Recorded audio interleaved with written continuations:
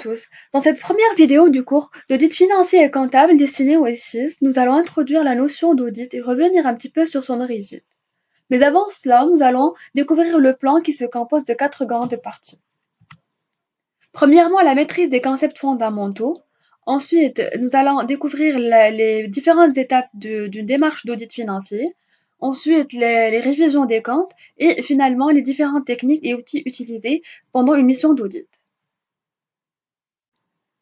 Maîtrise des concepts fondamentaux. Au niveau de cette première partie de cours, nous allons définir la notion de l'audit. Nous allons aussi souligner les différents concepts fondamentaux du métier. Après, nous allons expliquer les objectifs derrière une mission d'audit. Nous allons voir aussi les assertions d'audit que tout professionnel doit respecter pendant sa mission. Nous allons aussi découvrir le rôle de l'auditeur et du commissaire aux comptes. Nous allons par la suite voir les différentes formes et typologies de l'audit et finalement nous allons voir l'audit par l'approche des risques. Revenir un peu sur l'origine de ce concept afin de mieux comprendre le fondement de l'audit, nous allons revenir un petit peu dans le temps. Donc la notion d'audit était présente dès l'aube du temps, sauf qu'elle ne portait pas le nom d'audit et n'était pas formalisée avec des normes et des procédures de conduite. L'audit a connu une évolution de méthodologie vu que son utilisation remonte à l'époque des Sumériens qui ont compris l'importance d'informations économiques, objectives et uniformes qui pourraient être interprétées par n'importe quel commerçant. Avec le fameux code de Hammurabi qui stipulait que le commerçant était dans l'obligation d'utiliser un plan comptable et de respecter certaines normes de présentation des documents financiers. Plus tard, les Romains ont chargé des questeurs de collecter la comptabilité des commerçants et artisans des provinces pour ensuite venir les présenter devant des auditeurs, c'est-à-dire devant une assemblée. Définition de l'audit. Donc, audit vient du latin audire qui signifie écouter.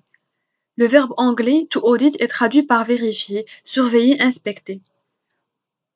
En fait, audire en latin signifie écouter. Pour certains, c'est aussi vérifier ou contrôler.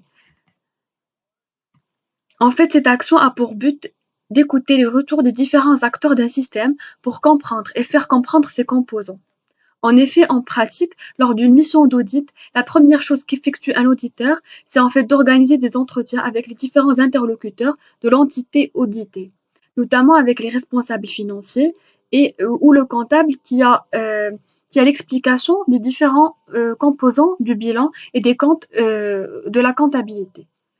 D'ailleurs, en fait, cette première partie d'organisation des entretiens est une étape très essentielle parce qu'en fait, elle permet à l'auditeur de mieux cerner l'activité de l'entreprise, de mieux comprendre le fonctionnement des procédures et aussi ça lui permet de déceler les zones de risque sur lesquelles il va se focaliser.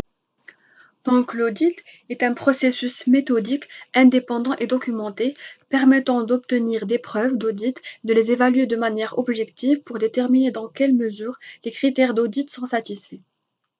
Donc nous avons 3 mots-clés à retenir de cette définition. Donc méthodique, indépendant et documenté. Donc pendant la mission, l'auditeur établit une stratégie et une planification de sa mission, des méthodes qui seront utilisées et suivies par l'auditeur ou bien l'ensemble de l'équipe d'audit. Indépendant, l'auditeur doit être indépendant de la société auditée. Il ne doit pas être influencé par une tierce personne ou par les dirigeants de la société. Donc l'auditeur émet une opinion motivée et objective. Et troisièmement, documenté. Donc toutes les vérifications et contrôles effectués par l'auditeur pendant la mission doivent être argumentés, justifiés et matérialisés dans un rapport ou au niveau. Donc une mission d'audit a pour objectif d'émettre une opinion motivée sur la sincérité et la régularité de l'information financière traduite dans les comptes et états financiers, vu l'importance de ces informations financières dans la prise de décision par les dirigeants, les actionnaires, les investisseurs qui sont souvent éloignés de la conduite des affaires et qui sont désireux d'obtenir des informations sur les résultats et l'évolution de la situation financière de la société, des informations fiables et qui reflètent la réalité.